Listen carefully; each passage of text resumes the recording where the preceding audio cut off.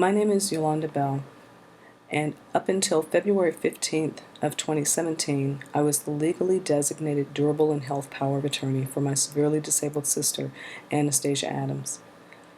For all intents and purposes, my sister has been abducted by Nova Fairfax Hospital. I used to think that all of the talk about murder boards and the like when they were trying to put in place the ACA was a fallacy. However, based on recent family events, sadly, I have found that that's true. My sister was admitted into a Nova Fairfax Hospital the beginning of December of 2016, and she ended up with a blood infection and some other issues while she was there. She also developed a significantly large pericardial effusion, which is fluid around your heart, as well as a 12-inch blood clot, DVT, in her upper right arm.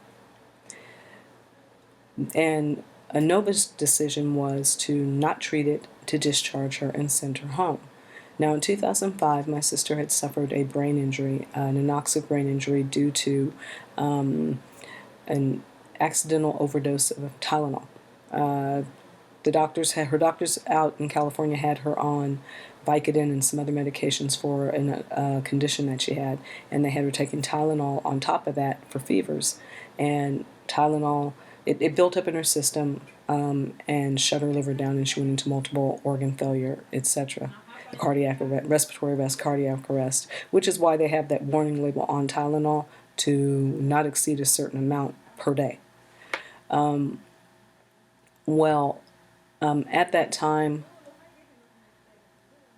she was walking and talking even after the injury, and so when she was the reason for not treating the pericardial effusion or the DVT, particularly the pericardial effusion, I could never get a straight answer from ANOVA, from the cardiologist, or even from the chief medical officer, Scott Betzolis, that why they would not treat the pericardial effusion, and their decision was to just send her home.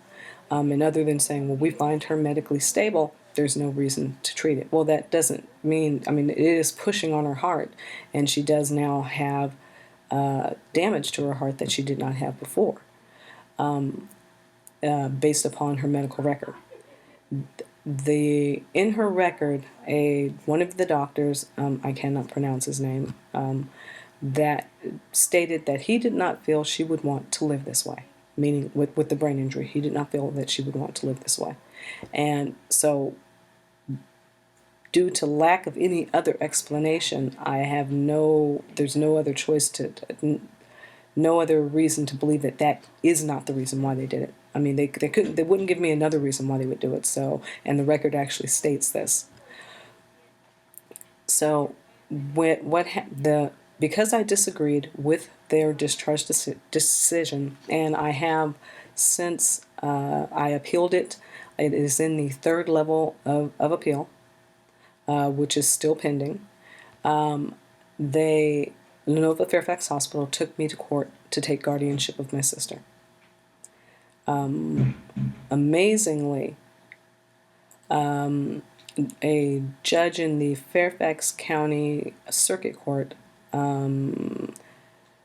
Stephen Shannon, awarded custody of my sister to a Nova Fairfax Hospital and two attorneys that they appointed as her guardian, Ann Heichman and Ken Labowitz.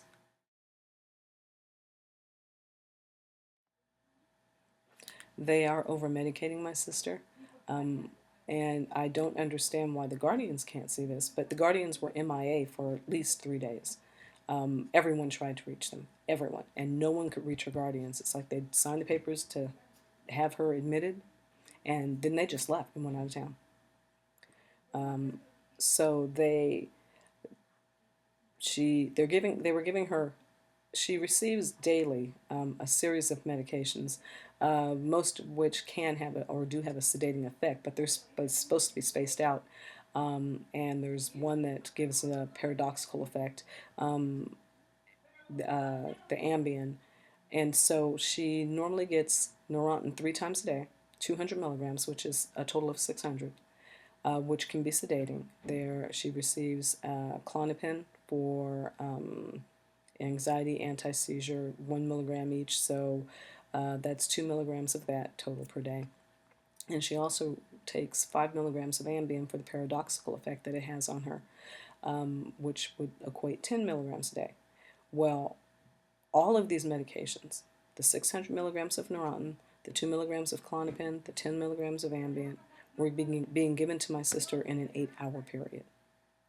But for some reason, the medical personnel and even the administrator of Dulles Rehab and Health, or Health and Rehab Center, don't seem to think that there's anything wrong with this. Well, for a 5'2", 108-pound female, unless you're trying to kill her or permanently put her in a coma, I don't see how you cannot see that. And on top of morphine, I should add, because they had given her morphine and they were trying to do this an hour and a half to 2 hours later. So I have started a petition on change.org, of which the link should be in the comments. And if you find this just an egregious abuse of power, because someone got their feelings hurt, then please sign the petition and help save my sister, because there is a very real possibility that they could kill her here. Thank you.